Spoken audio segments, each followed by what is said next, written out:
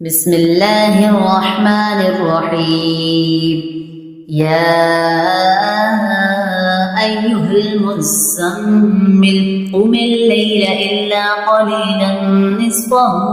أو انقص منه قليلا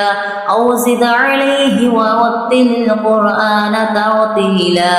إنا سنلقي عليك قولا ثقيلا ناشئة الليل هي أشد وطئا وأقوم قيلا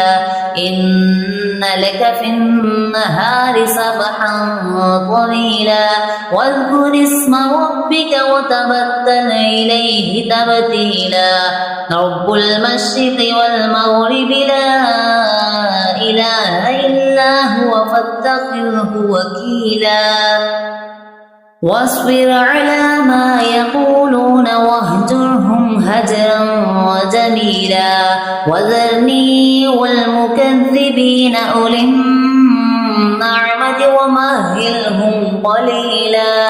إن لدينا أنكالا وجحيما وطعاما ذا غصة وعذابا أليما يوم ترجف الأرض والجبال وكانت الجبال كثيبا مهيلا إنا أرسلنا إليكم رسولا شاهدا عليكم كما أرسلنا إلى فرعون رسولا فعصى فرعون الرسول فأخذناه أخذا وبيلا فكيف تتقون إن كفرتم يوما يجعل الولدان شيبان السماء منفطر به كان وعده مفعولا إن هذه تذكرة فمن شاء اتخذ إلى ربه سبيلا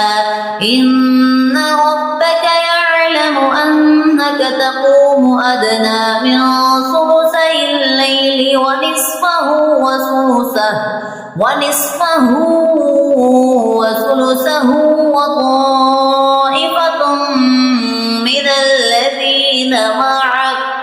والله يقدر الليل والنهار علم أن لن تحصوه فتاب عليكم فاقرؤوا ما تيسر من